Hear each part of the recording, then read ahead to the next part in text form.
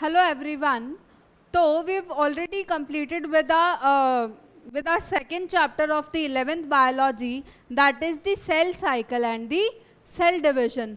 Now the chapter we are going to discuss today is the biomolecules. ठीक है, आज हम कौन सा चैप्टर डिस्कस कर रहे हैं?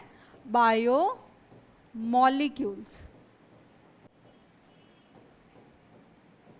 ये शायद बायोमोलिक्यूल्स जो चैप्टर है वो इम्पॉर्टेंट जो एग्ज़ाम पॉइंट ऑफ व्यू होता है, चाहे आप पीएमटी देख लो या नॉर्मल बोर्ड्स देख लो, उस अकॉर्डिंग क्या है, ये इतना ज़्यादा आपको एज सच इम्पॉर्टेंट चैप्टर नहीं दिखेगा. लेकिन अगर हम जो बायोलॉजी को समझने की बात करें, ठीक है, बायोलॉजी के अगर अपन बेसिक्स को समझने चले तो ये चैप्टर क्या है, बहुत इम्पॉर्टेंट है. क्योंकि जो भी बेसिकली हम बने हैं या और भी कोई लिविंग कंपोनेंट्स हैं या ऑर्गेनिजम्स हैं, वो सारे के सारे क्या होते हैं, इन्हीं बायोमोलिक्यूल्स से बने होते हैं. ठीक है, बायोमोलिक्यूल्स को अगर अपन मतलब समझना चाहे तो बायो मीन्स बायोलॉजिकल, मतलब living,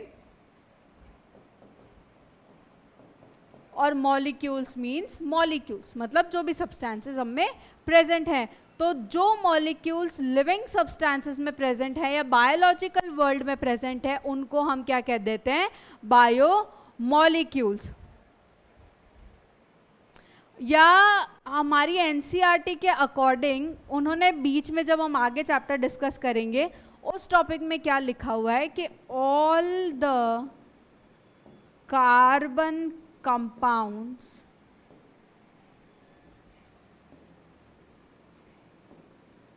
that we get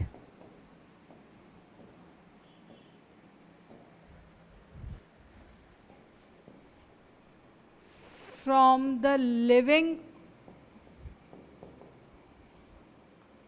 get from या get in the living tissue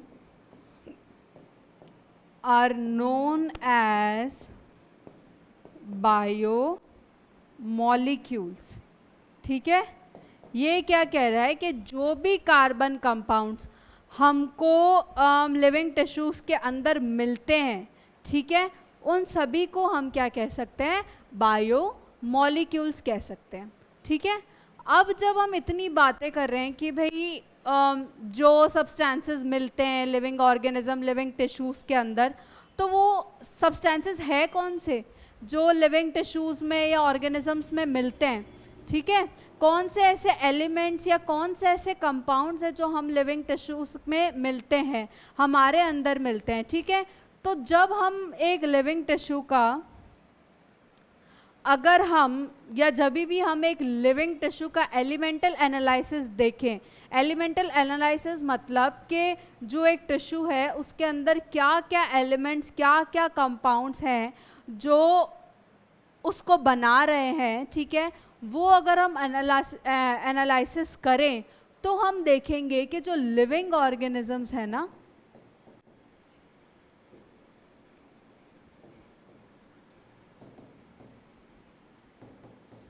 उसमें मेनली क्या चीज़ें मिलेगी, कार्बन, हाइड्रोजन, ऑक्सीजन, है ना.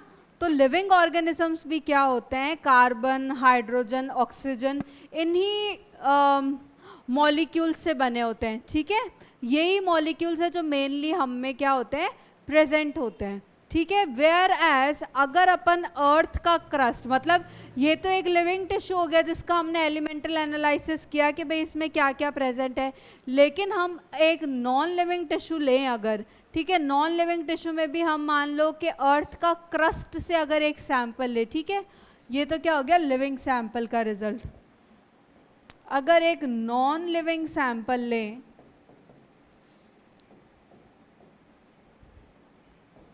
जैसे कि अर्थ का क्रस्ट, ठीक है, अर्थ क्रस्ट, तो उसमें हमें क्या चेंजेस दिखेंगे कि क्या एलिमेंट्स हमको लिविंग ऑर्गेनिजम्स में मिले थे और क्या नॉन लिविंग में मिलेंगे. मतलब ये बहुत ही ज़्यादा डिफरेंसेस होंगे एलिमेंट्स में, जिससे नॉन लिविंग चीज़ बनी है या जिससे लिविंग चीज़ बनी है, नहीं. इनमें कोई खासा डिफरेंस नहीं होता। जो लिविंग ऑर्गेनिज्म से जो एलिमेंट्स मिलते हैं वही क्या होते हैं, हमको नॉन लिविंग से भी मिलते हैं। मतलब इन दोनों की कॉम्पोजिशन का है, या इन दोनों जो एलिमेंट्स हैं, इन दोनों के जो एलिमेंट्स हैं जिनसे ये बनी है लिविंग और नॉन लिविंग थिंग्स, इनमें क्या होता है कि कोई खासा डिफरेंस नहीं मिलता। दोनों में क्या है कि सेम तरह के ही एलिमेंट्स प्रेजेंट होते हैं, ठीक है। जो लिविंग ऑर्गेनिजम्स में प्रेजेंट होते हैं वही ऑलमोस्ट क्या होते हैं, नॉन लिविंग सैंपल्स में भी मिले, ठीक है। लेकिन एक अगर अपन कोई डिफरेंस देखें कि भाई क्या डिफरेंस होता है मेन, तो वो ये डिफरेंस होता है कि जो कार्बन और जो हाइड्रोजन और ऑक्सीजन का जो कंटेंट है, ठीक है, जो अबंडेंस है वो क्या है, मतलब कार्बन हाइड्रोजन और ऑक्सीजन की जो अबंडेंस है, it is more in living organism as compare to the non living one, ठीक है। जो कार्बन हाइड्रोजन की जो अबंडेंस है या जो अमाउंट है, ठीक है, वो क्या होता है कि जो लिविंग ऑर्गेनिजम्स है उनमें क्या मिलता है, कंपैरेटिवली ज़्यादा मिलता है as compare to the non living ones, ठीक है। अब ये तो हुआ इनके एलिमेंटल एनालिसिस की बात, ठीक है। अब अगर अपन सोचें कि जो लिविंग टिश्यूज़ हैं, ठीक है, हमको नॉन लिविंग से तो कोई मतलब है ही नहीं, ठीक है, इस चीज़ को तो अपन यही छोड़ देते हैं। अब जो लिविंग टिश्यूज़ है, लिविंग टिश्यूज़ जो हैं वो उनमें और क्या क्या चीज़ें हैं जिनसे वो बना हुआ है, ठीक है, और कौन सी चीज़ें हैं जो लिविंग ऑर्गेनिजम्स को बनाए हुए हैं, ठीक है। तो अगर अपन इसकी केमिकल एनालिसिस करने चले, ठीक है, या लिविंग ऑर्गेनिजम्स की अगर अपन केमिकल कॉम्पोजिशन को देखने चले, तो अपन ये क्वेश्चन पूछ सकते हैं कि भाई कौन से ऑर्गेनिक कंपाउंड्स है जो कि क्या कर रहे हैं, लिविंग टिश्यू को बनाए हुए हैं। ऑर्गेनिक कंपाउंड्स मतलब कि जो बेसिकली कार्बन कंटेनिंग कंपाउंड्स होते हैं ना, अपन उनको ऑर्गेनिक कंपाउंड्स बोल सकते हैं, ठीक है। तो ऐसे कौन से कार्बन कंटेनिंग कंपाउंड्स हैं जिससे कि क्या है कि हमारा लिविंग टिश्यू बना हुआ है, ठीक है। तो इन ऑर्गेनिक जो कंपाउंड्स हैं उनको देखने के लिए, या मैं कहूँ कि जो इनकी कॉम्पोजिशन है उनको स्टडी के लिए हमको केमिकल एनालिसिस करना पड़ता है। पहले हमने क्या किया था, एलिमेंटल एनालिसिस किया था, सेकंड में हमको क्या करना पड़ता है, केमिकल एनालिसिस करना पड़ता है। और केमिकल एनालिसिस हम कैसे करेंगे,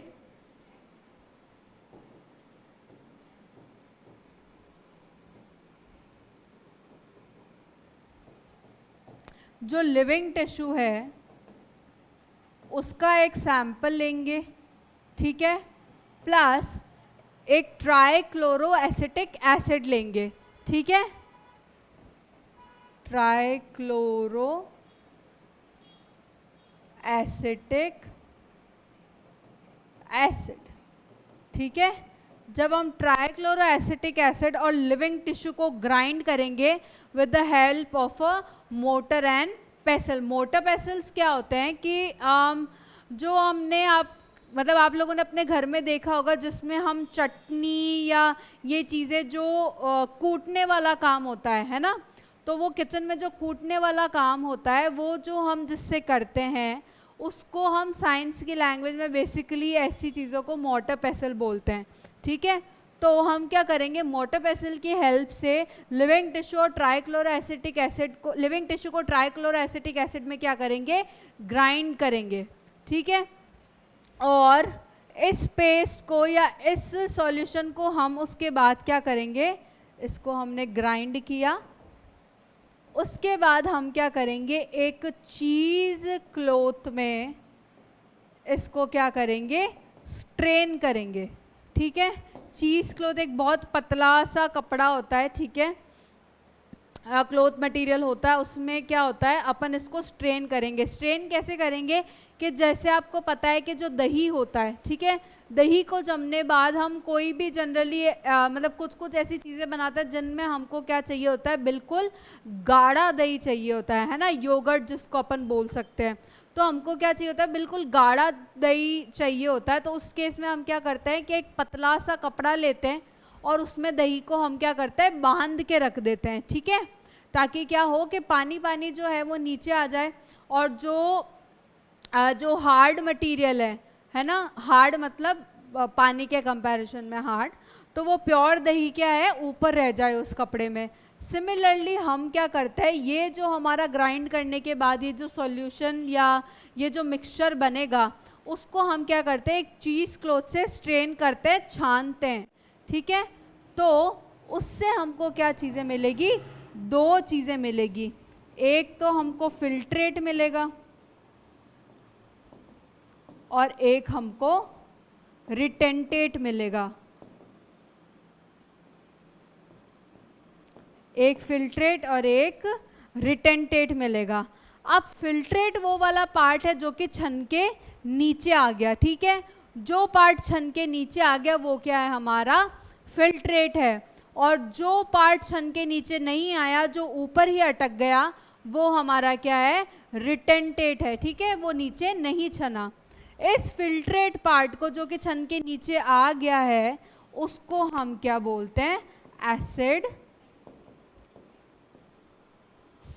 सॉल्युबल पूल भी बोलते हैं, ठीक है।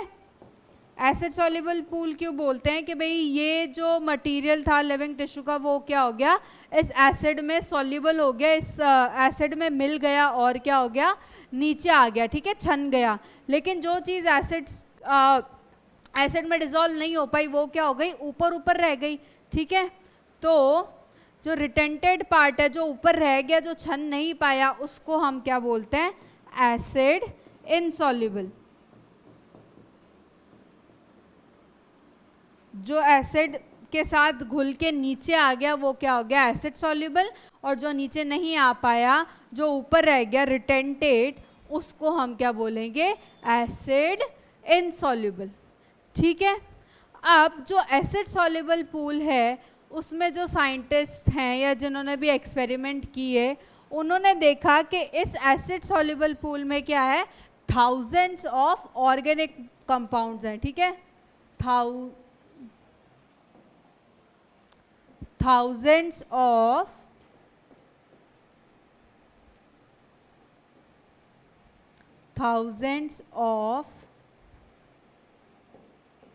ऑर्गेनिक कंपाउंड है, ठीक है।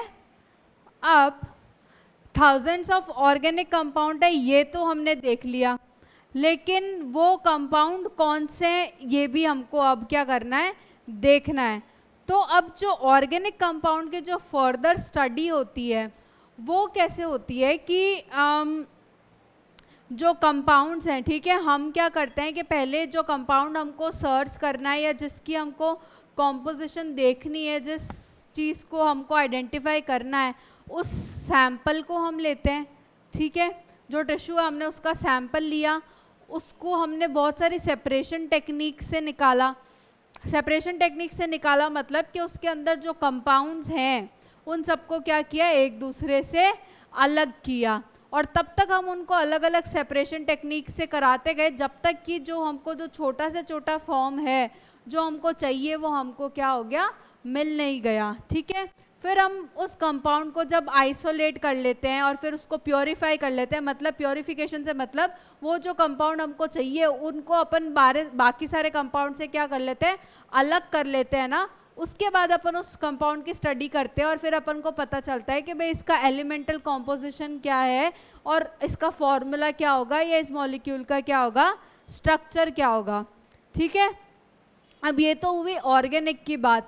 साइंटिस्ट को इनऑर्गेनिक कंपाउंड्स भी मिले थे कुछ एसिड सॉल्युबल पूल के अंदर, ठीक है। कुछ क्या थे, इनऑर्गेनिक कंपाउंड्स भी थे जो कि क्या थे, एसिड सॉल्युबल पूल के अंदर। अब ऑर्गेनिक कंपाउंड्स को तो हमने एक्सट्रैक्ट करने का और ये तरीका देख लिया कि भी पहले टिश्यू होता है उसमें से उसको कुछ सेपरेशन टेक्निक्स में डालो ताकि उसके कंपाउंड्स क्या हो जाए, उससे निकल जाएं, है ना। फिर जो पर्टिकुलर कंपाउंड हमको स्टडी करना है उसको बाकी सारे कंपाउंड से अलग करो ताकि अपन प्योरली उसकी क्या कर सके, स्टडी कर सके और अपन देख सकें कि इसका स्ट्रक्चर क्या है, इसका कॉम्पोजिशन क्या है, ठीक है। अब ये तो हुई ऑर्गेनिक की बात। अगर अपन इनऑर्गेनिक पे चलेंगे तो इनऑर्गेनिक को स्टडी करने का थोड़ा अलग तरीका, एक्सट्रैक्ट करने का। उस केस में क्या होता है कि हम लिविंग टिश्यू लेंगे, ठीक है, हमने लिविंग टिश्यू लिया। लिविंग टिश्यू लेने के बाद हमने क्या किया कि उसको वेट किया, उसका वेट हमने क्या किया, मेजर किया कि कितने केजीज का है जो भी, ठीक है। फिर हमने क्या किया, उसको बर्न कर दिया, ड्राई कर दिया पूरा, ठीक है। हमने क्या किया, उसको ड्राई किया, बर्न किया, ठीक है। ड्राई करके हमने क्या कर दिया, बर्न कर दिया। अब अगर अपन जब उसको बर्न करेंगे, ठीक है, तो बर्न करने से क्या होता है कि जो कार्बन कंपाउंड्स है, ठीक है, कार्बन कंटेनिंग जो कंपाउंड्स हैं वो तो क्या हो जाएंगे, उड़ जाएंगे CO2 और H2O के फॉर्म में, ठीक है। जो कार्बन कंटेनिंग कंपाउंड्स और ये सारी चीज़ें हैं तो वो वाटर और CO2 के फॉर्म में क्या हो जाएंगी, उड़ जाएंगी। जो हमारे पास बचेगा वो क्या होगा, ऐश, राख। आप सबको पता है ना राख क्या होती है, जब अपन जला देते हैं तो वो जो ये काला काला कचरा बचेगा तो वो क्या हो जाएगा, ऐश, ठीक है। तो इस ऐश में क्या होता है, ये जो ऐश होती है वो क्या होती है, सारी इनऑर्गेनिक कॉन्स्टिट्यूएंट से बनी होती है। क्योंकि ऑर्गेनिक वाले तो क्या हो गए, ऑर्गेनिक वाले तो CO2 H2O बना के क्या हो गए, उड़ गए, ठीक है। तो इनऑर्गेनिक कंपाउंड्स में हमको क्या दिखेगा, कैल्शियम मिलेगा, मैग्नीशियम मिलेगा।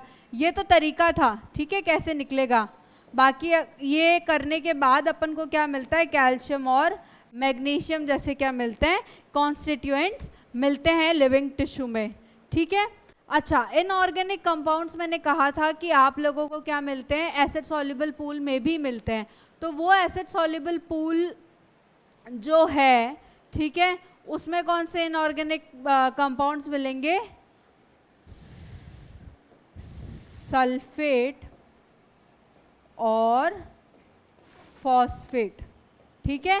सल्फेट और फॉस्फेट जैसे जो इनऑर्गेनिक कंपाउंड्स हैं वो हमको क्या बोलते हैं, एसिड सॉल्युबल पूल में भी मिलते हैं, ठीक है।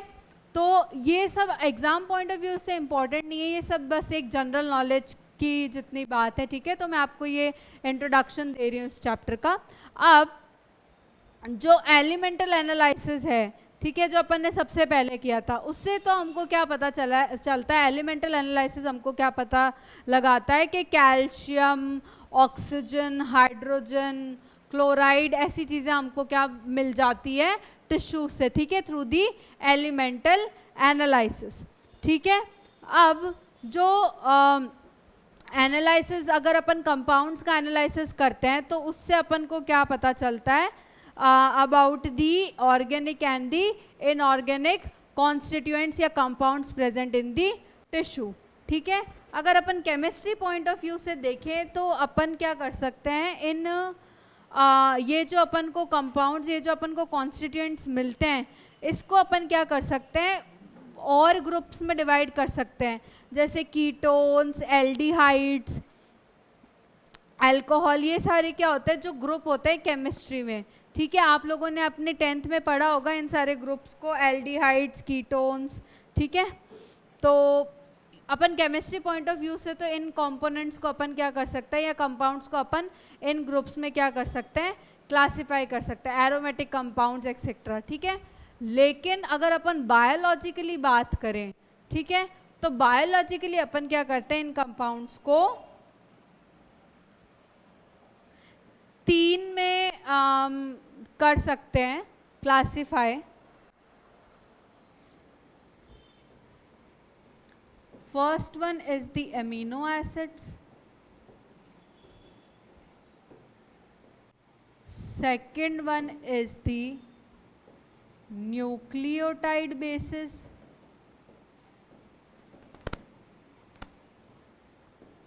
third one is the fatty acids, ठीक है।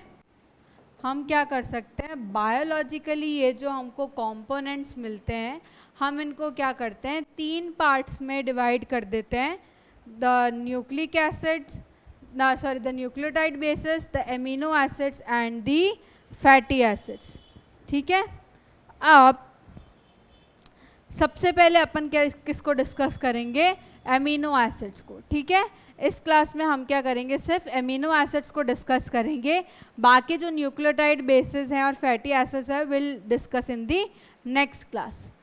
एमिनो एसिड्स क्या होता है कि ऑर्गेनिक कंपाउंड्स होते हैं. ठीक है, एमिनो एसिड्स क्या होते हैं, ऑर्गेनिक कंपाउंड्स होते हैं जिसमें कि क्या होता है, एक कार्बन पे 2 मॉलिक्यूल्स अटैच्ड होते हैं. One is the amino group, ठीक है, and second is the acidic group. ठीक है, अमीनो एसिड्स क्या होते हैं, ऑर्गेनिक कंपाउंड्स होते हैं जिसमें क्या होता है कि एक अमीनो ग्रुप होता है और एक क्या होता है, एसिडिक ग्रुप होता है. ठीक है, एसिडिक ग्रुप में भी कौन सा ग्रुप होता है, carboxyl group. Carboxyl group formula क्या हो जाएगा, COOH. ठीक है, एक क्या हो जाएगा, एमिनो ग्रुप हो जाएगा और एक क्या हो जाएगा, कार्बोक्सिल ग्रुप हो जाएगा. और जिस कार्बन पे ये दोनों अटैच्ड होते हैं, ये दोनों जो सब्स्टिट्यूएंट्स जिस कार्बन पे अटैच्ड होते हैं उस कार्बन को क्या कहते हैं, अल्फा कार्बन. ठीक है, जिस कार्बन पे ये अटैच्ड है दोनों ग्रुप्स उसको हम क्या कहते हैं, अल्फा कार्बन कहते हैं. इसलिए अपन इसको अल्फा एमिनो एसिड्स भी कहते हैं. ठीक है, इसलिए अपन क्या कहते हैं, इसको अल्फा अमीनो एसिड्स भी कहते हैं. ओके, अब आप लोगों को पता होगा कि जो कार्बन होता है, मतलब 10th से, कि जो कार्बन होता है उसकी क्या होती है, 4 वैलेंसीज होती है. ठीक है, 4 बॉन्ड्स क्या बना सकता है, कार्बन बना सकता है. ठीक है, तो ये जो सब्स्टिट्यूएंट्स लगे हुए होते हैं इनकी वैलेंसी पे, ये क्या होता है, मीथेन के सब्स्टिट्यूएंट्स होते हैं. मीथेन मतलब सिंगल कार्बन, मीथेन मतलब सिंगल कार्बन, इथेन मतलब 2 कार्बन, इतनी सारी चीज़ें आपने पढ़ी होंगी ऑलरेडी. ठीक है, तो ये क्या होता है, मीथेन के सब्स्टिट्यूएंट्स होते हैं. मतलब मीथेन मतलब एक कार्बन पे क्या होते हैं, ये सारे ग्रुप्स अटैच्ड होते हैं आपस में. ठीक है, बाकी जनरली क्या होता है कि ये जो 4 वैलेंसीज हैं, ठीक है, ये जो 4 वैलेंसीज है वो किस किस से भरी होती है, एक तो NH2 एमिनो ग्रुप. ठीक है, एक होता है कार्बोक्सिल ग्रुप COOH, एक कार्बन पे होता है हाइड्रोजन और एक पे क्या होता है, R ग्रुप. R यहाँ पे क्या है, वेरिएबल है. ठीक है, मतलब ये ग्रुप क्या हो सकता है, चेंज होता रहता है. ये तीनों तो कांस्टेंट है, एक पे तो H होगा ही होगा, एक पे ये कार्बोक्सिल ग्रुप होगा ही होगा, एक पे एमिनो ग्रुप होगा ही होगा. लेकिन ये जो R है, ठीक है, R क्या है, वेरिएबल ग्रुप होता है. और इस वेरिएबल ग्रुप के बेसिस पे या इस R के बेसिस पे क्या होता है, अपन क्या कर सकते हैं, बहुत तरह के एमिनो एसिड्स प्रेजेंट होते हैं. ठीक है, इस R ग्रुप के बेसिस पे क्या हो जाते हैं, on the nature of the R group there are many amino acids present. ठीक है, अब जो ये R ग्रुप है, ठीक है, तो ये जो प्रोटीन्स होते हैं, जैसे मैंने अभी कहा कि जो R ग्रुप का नेचर है उसके बेसिस पे क्या हो सकते हैं, बहुत सारे एमिनो एसिड्स प्रेजेंट हो सकते हैं. लेकिन जो अगर अपन प्रोटीन्स के एमिनो एसिड की बात करें, अगर आपको पता होगा कि जो प्रोटीन्स हैं, ठीक है, वो क्या होता है, एमिनो एसिड्स से बनते हैं. ठीक है, तो जो प्रोटीनेशियस एमिनो एसिड्स हैं वो तो क्या होते हैं, सिर्फ 21 ही होते हैं. ठीक है, 21 टाइप के ही होते हैं. Only 21 type of amino acids are present in proteins.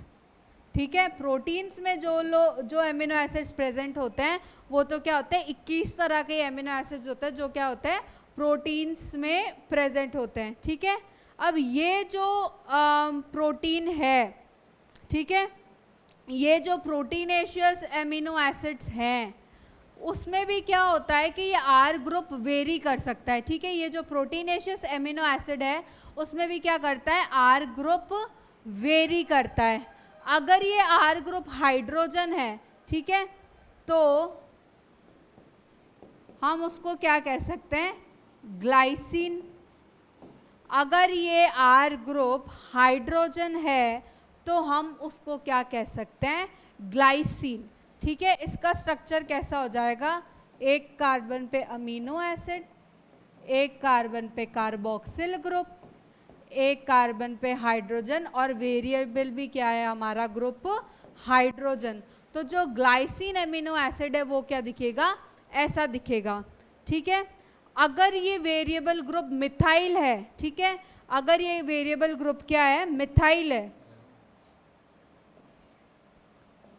तो ये अमीनो एसिड क्या कहलाएगा, एलेनाइन, ठीक है।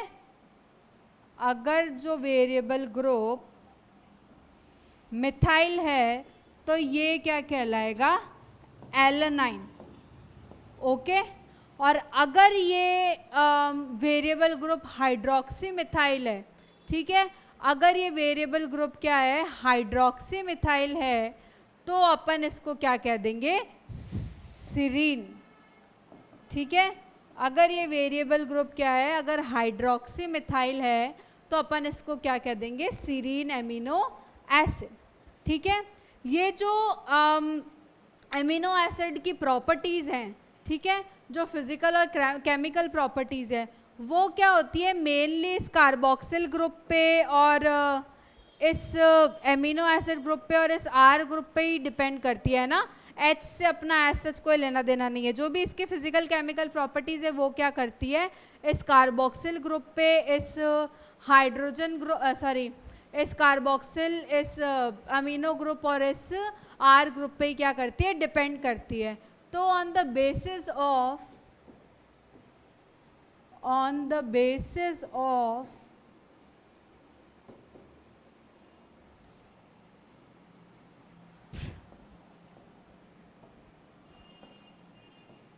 presence of carboxyl and amino group,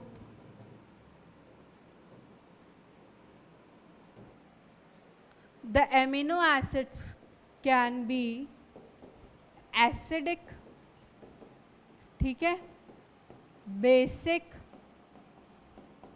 और न्यूट्रल। जो अमीनो एसिड है वो on the basis of presence of the carboxyl और एमिनो ग्रुप क्या हो सकते हैं, तीन तरह के होते हैं, that is the acidic, basic and the neutral, ठीक है। एसिडिक का एग्जांपल क्या हो जाएगा, एक ग्लूटामिक एसिड,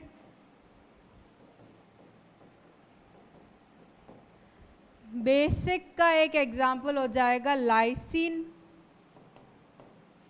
और न्यूट्रल की बात करें तो क्या हो जाएगा, वेलिन, ठीक है। एसिडिक का क्या हो जाएगा, ग्लूटामिक एसिड हो जाएगा, जो बेसिक है उसका क्या हो जाएगा, लाइसिन हो जाएगा, और जो न्यूट्रल है उसका क्या हो जाएगा, वेलिन हो जाएगा, ठीक है, ठीक है। अब एमिनो एसिड्स क्या होते हैं, एसिडिक, बेसिक और न्यूट्रल के साथ साथ क्या हो सकता है, एरोमेटिक भी हो सकते हैं, ठीक है। एरोमेटिक एमिनो एसिड्स भी हो सकते हैं, एसिडिक, बेसिक, न्यूट्रल और एरोमेटिक एमिनो एसिड्स भी क्या हो सकते हैं, प्रेजेंट हो सकते हैं, ठीक है। अब एरोमेटिक एमिनो एसिड्स क्या होता है, जिसमें एरोमेटिक रिंग प्रेजेंट होती है, ठीक है। एमिनो एसिड्स तो हमने डिस्कस कर लिया कि भाई एसिडिक, बेसिक, न्यूट्रल ये सब हो सकते हैं, ठीक है। और क्या हो सकता है, एमिनो एसिड एरोमेटिक भी हो सकते हैं। एरोमेटिक एमिनो एसिड्स क्या होता है, जिसमें क्या होती है, एरोमेटिक रिंग प्रेजेंट होती है, ठीक है, जिसमें क्या होती है, एरोमेटिक रिंग प्रेजेंट होती है, ठीक है। बेंजीन या और कोई रिंग स्ट्रक्चर क्या हो उसमें प्रेजेंट हो, उसको अपन क्या बोलते हैं, एरोमेटिक कंपाउंड बोलते हैं जिसमें क्या होता है, एरोमेटिक रिंग प्रेजेंट होती है। ये एरोमेटिक स्ट्रक्चर वगैरह के बारे में आप केमिस्ट्री में डिटेल में पढ़ेंगे। अभी हम सिर्फ इतना समझ लेते हैं कि जो एरोमेटिक कंपाउंड्स होते हैं उसमें क्या होती है, एरोमेटिक रिंग प्रेजेंट होती है, ठीक है। और जिन एमिनो एसिड्स में एरोमेटिक रिंग प्रेजेंट होती है उसको हम क्या बोल देते हैं, एरोमेटिक एमिनो एसिड्स। इसका एग्जाम्पल अगर अपन देखेंगे तो ट्रिप्टोफेन, ठीक है, ट्रिप्टोफेन, और क्या हो गया, फिनाइल एलानाइन, फिनाइल एलानाइन। ये सारी एमिनो एसिड्स जो क्या होती है, एरोमेटिक एमिनो एसिड्स होती है, ठीक है। ट्रिप्टोफैन, फिनाइल एलानाइन, और एक और अपन ले सकते हैं टायरोसिन, ठीक है। ये क्या होती है, एरोमेटिक अमीनो एसिड्स की एग्जाम्पल होती है, ठीक है। एरोमेटिक एमिनो एसिड्स की एक और क्वालिटी होती है कि ये क्या होती है, आयोनाइज हो जाती है, ठीक है। ये क्या हो जाती है, आयोनाइज हो जाती है। तो अलग अलग पीएच में, अलग अलग पीएच के सॉल्यूशन में अपन को क्या मिलेगा कि अलग अलग स्ट्रक्चर देखने को मिलेगा एमिनो एसिड का, ठीक है। एमिनो एसिड्स क्या होते हैं, एमिनो एसिड्स आर आयोनाइजेबल, ठीक है। तो इसलिए अपन को क्या होगा कि pH of in solutions of different pH, in solutions of different pH we see different structure of amino acids, ठीक है। अलग अलग पीएच के सॉल्यूशंस में अपन को क्या दिखता है, अलग अलग स्ट्रक्चर हमको देखने को मिलेगा एमिनो एसिड्स का, ठीक है। तो this completes our amino acids. अब जो नेक्स्ट आगे का टॉपिक है, will discuss it in the next lecture, okay.